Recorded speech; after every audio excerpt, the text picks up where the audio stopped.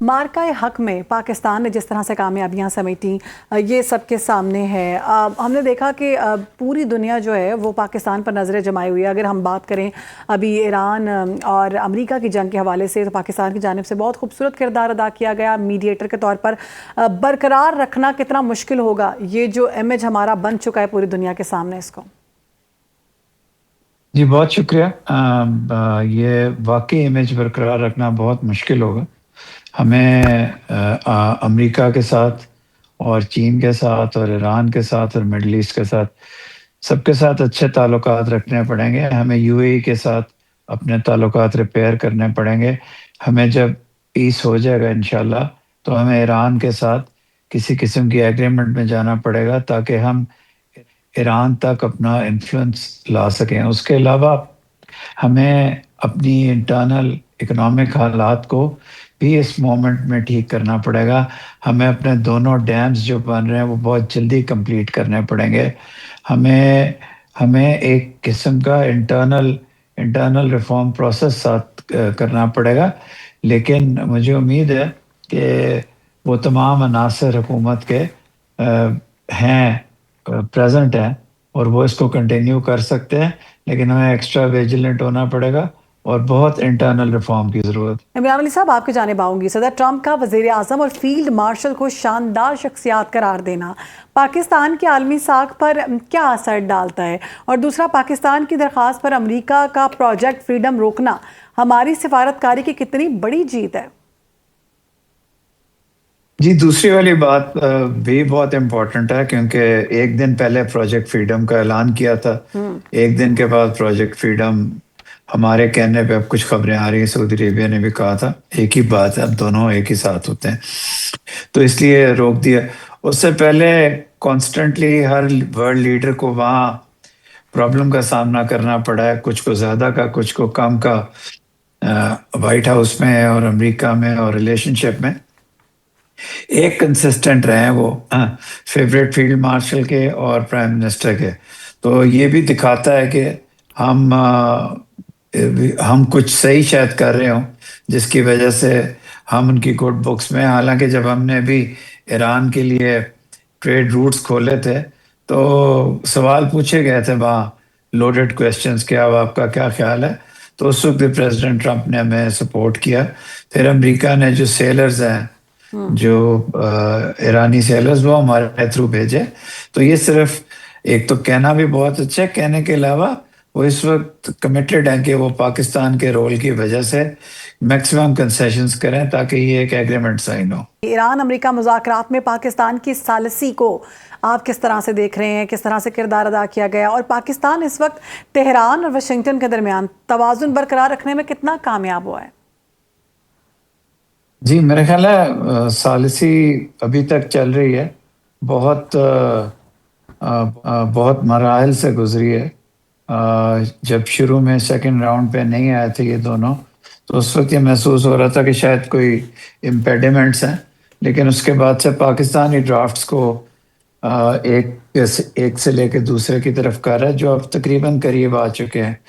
तो पाकिस्तान की सालिसी तो बहुत अच्छी रही है इसमें। इमरान साहब, चूँकि आप साबिक सफारतकार रह चुके हुए हैं, तो मुल्कों के साथ जो ताल्लुकात होते हैं, हमसे ज़्यादा बेहतर आप जानते हैं अंदरूनी मामलात कैसे होने चाहिए, कौन सी चीज़ें हैं जिनका ख्याल रखना चाहिए।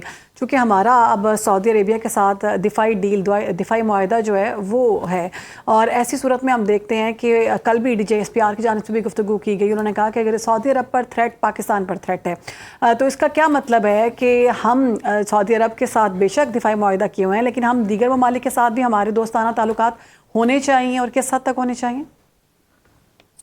जी, हमारे उस हद तक होने चाहिए जितने हो सकते हैं। हम्म। सऊदी अरेबिया के साथ जो डिफेंस का मुआहदा है, वो हमें ये नहीं रोकता कि हम बाकी ममालिक के साथ ताल्लुकात ठीक करें।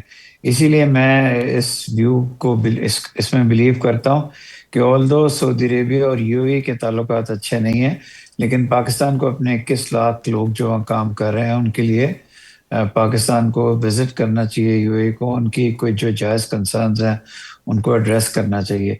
सिमिलरली सऊदी अरेबिया के साथ डिफेंस एग्रीमेंट के साथ साथ हम बहुत इजीली ईरान के साथ भी, जब ईरान में पीस हो जाएगा, हमें एक्सप्लोर ज़रूर करना चाहिए ईरान के साथ भी सऊदी अरेबिया के लेवल के डिफेंस एग्रीमेंट तो नहीं, उससे शायद बनिस्बत थोड़े लेवल की, लेकिन ईरान की प्रोटेक्शन के लिए और ईरान की सॉवरेंटी के लिए पाकिस्तान को रोल प्ले करना चाहिए, ताकि इस तरफ से मजीद खतरात कम हो। जब आपने इतना बड़ा रोल ले लिया हो ना अपने ज़िम्मे मीडिएशन का, और आप आगे भी उसी डगर में जाना चाहते हो, तो फिर आपको रिस्पॉन्सिबिलिटी भी ज़्यादा लेनी पड़ती है, रिस्क भी ज़्यादा लेने पड़ते हैं। मेरा ख्याल है पाकिस्तान इस पोजीशन में है कि वो मिडिल ईस्ट तक और ईरान के कॉन्टेक्स्ट में जो सिक्योरिटी गारंटीज या सिक्योरिटी एग्रीमेंट्स पॉसिबल हैं, जो किसी के साथ कॉन्फ्लिक्ट में उसको ना लाए, वो उसको ज़रूर ज़रूर अटेम्प्ट करने चाहिए। ठीक है। और सलामती काउंसिल में रूस का अमरीकी करारदाद मुस्तरद करना, आप क्या समझते हैं वाशिंगटन के लिए कितना बड़ा सफारती धचका है ये? कोई बड़ा नहीं है, वहाँ उनको सब कुछ पहले ही पता होता है। ये लोग they keep on playing games in the UN security council. जब आप अपना हॉर्मस को बाय फोर्स खुलवाने की बात करेंगे, रूस नहीं करेगा तो चीन कर देगा। इसका तो वो तो साफ साफ एक अटेम्प्ट टू वॉर है ना। और एंड जब पीस के दरमियान में आप बैठे हैं, वहाँ अक़वाम मुत्तहिदा में आप शरारतें कर रहे हैं, उसमें सिर्फ अमेरिका का हाथ नहीं था, एक दो और मुल्कों का भी हाथ था, जिनका क्या नाम लेना है, लेकिन वो वीटो होना ही था। क्योंकि यूज ऑफ फोर्स ईरान के साथ आप अभी करेंगे तो वो भी फिर शूट करना सबको शुरू हो जाएंगे। तो एटलीस्ट पीस का चांस देना चाहिए। यूएस प्रेसिडेंट ने ऑपरेशन फ्रीडम को सस्पेंड किया है, इसीलिए किया कि पीस को चांस दिया जाए। आज फिर उन्होंने कोई अपनी पुरानी डगर पे चल के, 2 दिन से उनका ट्विटर ऐसी बातें नहीं कर रहा था, फिर उन्होंने शुरू कर दिए, लेकिन वो आदत से मजबूर है, तो उनको इतना सीरियसली हमें नहीं लेना चाहिए। बिल्कुल ठीक है उस्मान साहब, आपके जानिब आऊँगी। भारत के दिफाई बजट की हम बात करें, महंगे असलहे का भरम तो हमें बहुत दिखाई दिया, लेकिन पाकिस्तानी जज्बे के सामने वो बिल्कुल टूट के रह चुका है। क्या भारत प्रॉक्सी वार की बजाय बराह रास्त टकराव से कतराने लगा है? क्योंकि ज़ाहिर है अमेरिका हकम एक बहुत अच्छा सबक जो है उनको हासिल हो चुका हुआ है। मुस्तकबिल में भारत और पाकिस्तान के दरमियान बयानिए की जंग किस समत जाते हुए आप देख रहे हैं? मेरा बयानी की जंग तो पाकिस्तान जीत चुका हुआ है, क्योंकि इंटरनेशनल जो परसेप्शन थी, जो इम्प्रेशन था, वो मुकम्मल तौर के ऊपर बदला हुआ नज़र आया। हमने देखा कि 11 मई के बाद जो इंटरनेशनल कवरेज हुई है इस अपना मार्के की, वो और उसके अलावा जिस तरीके से इंटरनेशनल थिंक टैंक्स ने इसके ऊपर एनालिसिस किया, और फिर अमेरिकन कांग्रेस में 19 मई को गुज़िश्ता साल जो रिपोर्ट अपना पेश की गई है, वो चीज़ें तो अपना बड़ी वाज़ह हो चुकी हुई थी हैं कि ये बिल्कुल वन साइडेड थी, और पाकिस्तान ने 24 घंटे के अंदर जो है वो न्यूट्रलाइज़ कर दिया इंडिया की जो कैपेसिटी कैपेबिलिटी थी, और वो लड़ने को तैयार नहीं थे। उनके तो खुद फ़ज़ाइया के चीफ़ कह रहे हैं कि हम नहीं चाहते थे कि हम जंग के अंदर जाएं। अभी हमारे जो पायलट थे वो ट्रेंड नहीं थे रफ़ेल को लेके उस तरीके से, और जिस तरीके से पाकिस्तान मुकम्मल, अब तो याद रखें हम पाकिस्तान की जो फ़ौज है 15 साल से तो हम वॉर के अंदर ही हैं। हमने अर्बन सेंटर के अंदर वॉर हमारी आ गई, हमने उसको लड़के देख लिया। मलेशिया के साथ हमने इंगेज किया, ये जो गुरिल्ला वॉरफेयर जो थी उसके अंदर साथ हमने वॉर ऑन टेरर के अंदर है, तो हम तो वहाँ पे फ्रंट लाइन स्टेट के तौर के ऊपर थे। तो इंडिया जो है उसकी जो आर्मी है वो मेरा नहीं ख्याल कि उतनी प्रोफेशनल साबित हो पाई है वॉर के अंदर। या of course seeing is believing होता, तो वो चीज़ तो वहाँ के ऊपर उस तरह से नहीं थी। और दूसरी तरफ नो डाउट जिस तरीके से वो अपना मिलिट्री पोस्चर फ्लेक्स करने के लिए उन्होंने अपनी मिलिट्री स्पेंडिंग बढ़ा दी है। सिप्री जो स्टॉकहोम बेस्ड इंटरनेशनल इंस्टीट्यूशन है वो बताता है, जो कि इसका वॉच डॉग है, नेविगेट करता है मिलिट्री स्पेंडिंग को, वो बताते हैं कि 8.9% उसमें इजाफा किया 2026 में। 92 बिलियन डॉलर से ऊपर का उनका डिफेंस जो है वो बजट चला गया, जो ऑफ कोर्स अलार्मिंग है। उनसे बाई तो कुछ भी नहीं, इसमें कोई शक नहीं है, लेकिन मेरे ख्याल में वो इस चीज़ को समझने की कोशिश करेंगे कि न्यूक्लियर थ्रेशोल्ड से पीछे जंग को रखना पॉसिबल नहीं है एक ऐसी सूरत के अंदर जिसमें उन्होंने 10 मई का जो है ना वाक़या देख लिया। और पाकिस्तान ने भी कोई सिम्बॉलिकली रिटेलिएट नहीं किया। हमने फुल फ्लैज जो है लाउड एंड क्लियर डेटरेंस जो करने के लिए अपना मिलिट्री मसल वहाँ के ऊपर फ्लेक्स किया। और याद रखें इसमें इजराइल का नेक्सस है, उसको भी हमें समझने की बड़ी ज़रूरत है। 80% तकरीबन 8.6 बिलियन डॉलर का जो है इस उन्होंने डील साइन की है इंडिया ने, जिसमें सर्विलेंस टेक्नोलॉजी वहाँ से वो परचेज़ कर रहे हैं। 80% के करीब तकरीबन एडवांस सर्विलेंस जो मैकेनिज़्म है वो वहाँ से ले रहे हैं।